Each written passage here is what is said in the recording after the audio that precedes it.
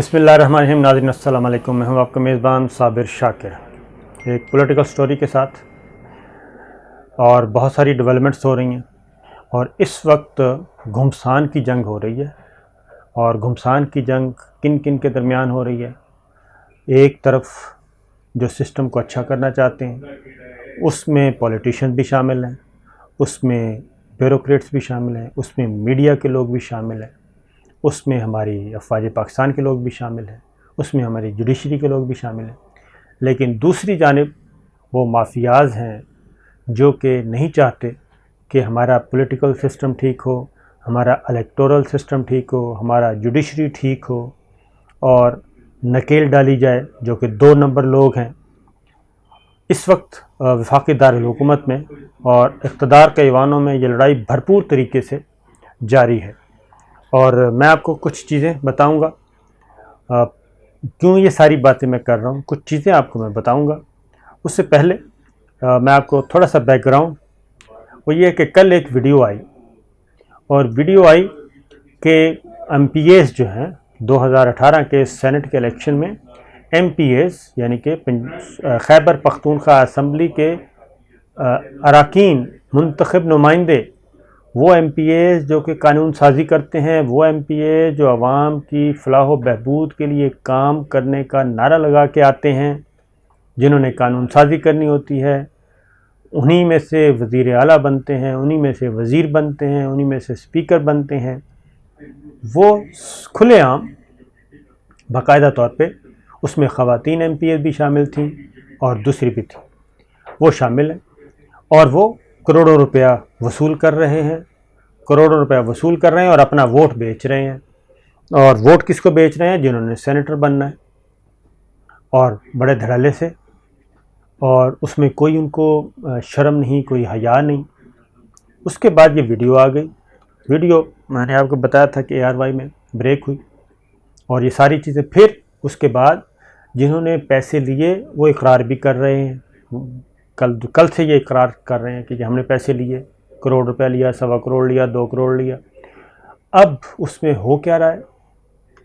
ये कोशिश ये हो रही है, इसमें सिर्फ वज़ीर-ए-आज़म इमरान खान नहीं है, सारे हैं जो अच्छा समझते हैं कि सिस्टम को तब्दील होना चाहिए, इंतखाबी इस्लाहत होनी चाहिए। वो ये चाहते हैं कि उन माफियाज़ को, गॉड फादर्स को इस सिस्टम से बाहर निकालें। लेकिन बहुत ज़्यादा रेजिस्टेंस हो रही है और 3 तरीके से कोशिश की गई, और लेकिन उनके कानों पे जूं तक नहीं रेंगी, बल्कि वो माफिया मज़ीद तगड़ा होकर सामने आता है और वो कहते हैं चोरी और सीना जोरी वो हो रही है। अभी भी वो कहते हैं कि नहीं, सीक्रेट बैलेट पे होना चाहिए और ओपन बैलेट नहीं होना चाहिए। और फिर ये कह रहे हैं, ये नहीं कह रहे कि मुजरिम पकड़े गए, सबूत मिल गए, इनको सज़ा दी जाए, इन पैसों से जो सेनेटर बने उनको फारिग किया जाए। नहीं, ये कोई डिमांड नहीं कर रहा। क्या डिमांड की जा रही है कि ये तो वीडियो 2 साल पहले की है, ये तो फ़लाँ है, इस वक्त अदलिया पे असरअंदाज होने के लिए ये सब कुछ किया जा रहा है, क्या ज़रूरत है करने की? इस वक्त गवर्नमेंट ये चाह रही है, अपोजिशन ये चाह रही है। एक तूफ़ान बदतमीज़ी है और ये मामला चल रहा है। तो फिर आज एक बात ये सोच हमारी ये है कि माल मसरूक़ का बरामद हो गया, लेकिन किसी आप मुअज़्ज़ज़ अदलिया के जज साहब पे सवाल उठा दें, यानी कि जस्टिस काजी फाजिल साहब पे सवाल उठा लंदन में प्रॉपर्टीज़, उस पे उन्होंने पूरी की पूरी जुडिशरी पे मोर देन 70-80% अपने ही ऑनरेबल जजेस पे अदम एतमाद का इजहार कर दिया। सुप्रीम जुडिशल काउंसिल कहते हैं नहीं, फ़लाँ भी नहीं, बेंच सुनेगा तो इस तरह से, यानी। और उस पर जितनी भी वकीलों ने बहस की वो ये थी कि ये आई कैसे, ये खोज कैसे लगाया गया, ये शहजाद अकबर इल्लीगल है, ये यूनिट जो वज़ीर-ए-आज़म ने बनाया वो इल्लीगल है, यानी कि इस तरह की। फिर वो सहाफ़ी को कैसे मिला, ये पीछा किया जा रहा था। अदलिया की आज़ादी का मामला, अगर आप किसी मीडिया पर्सन को पकड़ लें तो वो कहता है ये तो मीडिया की आज़ादी और इजहार राय की आज़ादी पे हमला हो गया। आप किसी बिजनेसमैन को पकड़ लें, वो कहता है ये तो पूरे का पूरा मुआशी कत्ल है, ये पूरा मुआशी निज़ाम का कत्ल किया जा रहा है, जाली फेक अकाउंट्स हों, हमारा हक़ है, हम जैसे मर्जी कारोबार करें, स्टेट पूछने वाली नहीं है। ये एटीट्यूड है। वकला को कुछ कहें तो अगेन बेंच और बार का मसला आ जाता है। Chief justice Islamabad high court का आपने मामला देख लिया कि नाजायज़ काबज़ीन मुल्ज़मान ने कैसे chief justice Islamabad high court पे हमला किया। ये सारी चीज़ें हैं।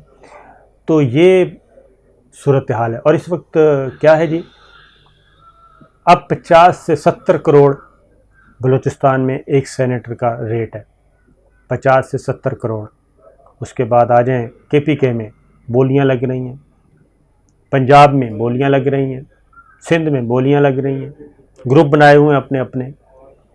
तो साबित क्या होता है? साबित ये होता है कि अपर हाउस ईवान बाला, जो सबसे ज़्यादा वो क्या कहते हैं डिग्निटी वाला होता है, वक़ार, मुल्क की वक़ार, पॉलिटिकल सिस्टम का वक़ार होता है। एक होता है लोअर हाउस कौमी असम्बली, एक होता है अपर हाउस सेनेट, जहाँ पे इसलिए बनाया गया है कि चारों सूबों की बराबर नुमाइंदगी हो और वहाँ पे ऐसे लोग पॉलिटिकल पार्टीज़ लेके आएँ जो टेक्नोक्रेट्स हैं, जो प्रोफेशनल्स हैं, जो इलेक्शन के धंधों में नहीं पड़ना चाहते, उनको ले गए। क्रीम जो मुल्क की है उसको सेनेट में लेके आएँ, वो आके सिस्टम ठीक करे, आवाम की भलाई के लिए काम करे, इंटरनेशनल जो चैलेंजेस हैं उनका मुकाबला करे, ये सारा काम। लेकिन वहाँ पे सेनेट में किन को घुसेड़ा जाता है? वहाँ पे मालदार लोगों को। बिलियनर क्लब बन चुका है सेनेट जो है। अगर आपके पास 50 अरब हैं तो आप 100 सेनेटर बनवा लें, 50 करोड़ का एक सेनेटर, पूरा ईवान बाला आपका हुआ। उसके बाद आप कौमी असम्बली में आपको 172 चाहिए वज़ीर आज़म बनने के लिए। अगर आपके पास 172 का हाफ कर लें, 172 अरब रुपए हैं, आपके पास कौमी असम्बली हो जाएगी। यानी कि आपने अगर इस मुल्क की बागडोर संभालनी है, इक़्तिदार संभालना है और हर चीज़ पे अथॉरिटी, चीफ एग्जीक्यूटिव बनना है, तो आपके पास 225 अरब रुपया होना चाहिए और पूरे का पूरा सिस्टम, पूरे की पूरी हुकूमत, पूरे का पूरा मुल्क आपके पास है। आप फिर वज़ीर आज़म बने, सदर बने, चेयरमैन सेनेट बने, स्पीकर बने, वज़ीर बनाएं, अपना कारोबार फैलाएं। तो ये वो लोग हैं कि 225 अरब रुपये लगाते हैं जब, तो फिर हज़ारों अरब रुपया इसी मुल्क से निकाल के बाहर ले जाते हैं और अपनी फैक्ट्रियाँ, अपने कारखाने, अपने सब कुछ जागीरें वो बढ़ती हैं और फिर पूरी दुनिया में ये जागीरें फैलती हैं। इसीलिए इनको जस्टिस आसिफ सईद खोसा ने गॉड फादर से तशबीह दी और सिसिलियन माफिया से तशबीह दी। तो अब फिर वो सब इकट्ठे हो चुके हैं और कोशिश पूरी कर रहे हैं। अकेले इमरान खान है, मैं आपको सच्ची बात बताऊं, अकेले इमरान खान है, वो ये जंग लड़ रहे हैं, वो सुप्रीम कोर्ट का दरवाज़ा खटखटाया हुआ है।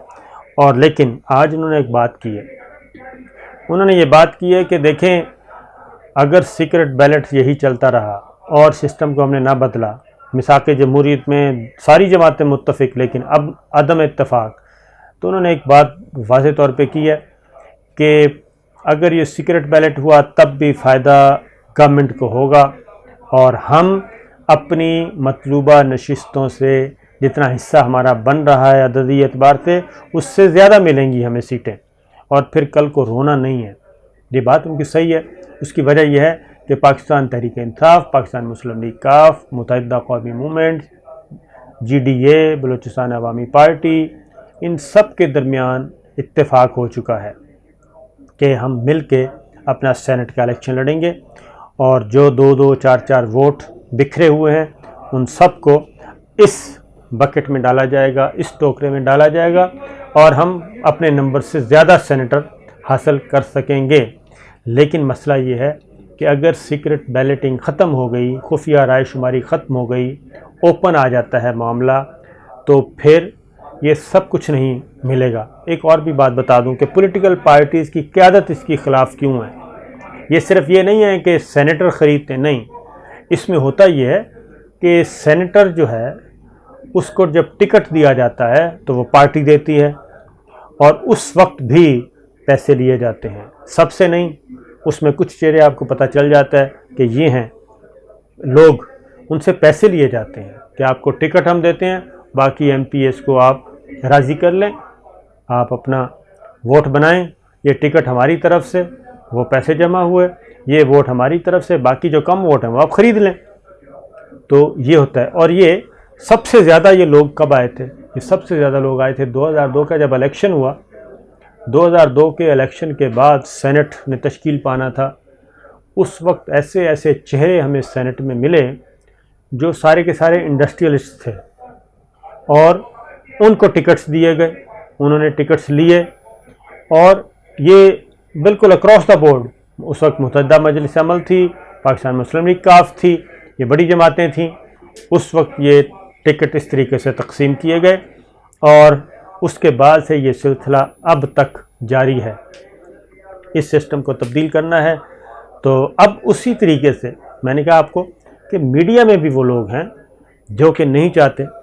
उसकी रीज़न है कि अगर ये ओपन बैलेट हो गया तो पता होगा कि मैं उम्मीदवार हूँ, मेरे ये MPs हैं, ये मुझे वोट दे रहे हैं, और उसके बाद फिर जवाज़ ख़त्म नहीं, फिर आपके पैसे कहाँ से खरे बेचेंगे। फिर ये है कि जो सेनेटर 50 करोड़ रुपए लगा के वो खुद नहीं होता। मैं ये अगली बात, एक और बात भी है कि इन्वेस्टर भी होते हैं कि हम आपको सेनेटर बनवाते हैं और आपने ईवान बाला में जाके, कानून इक़्तिदार के ईवानों में जाके आपने हमारे लिए फ़ायदे तलाश करने हैं और हमें फ़ायदा पहुंचाना है।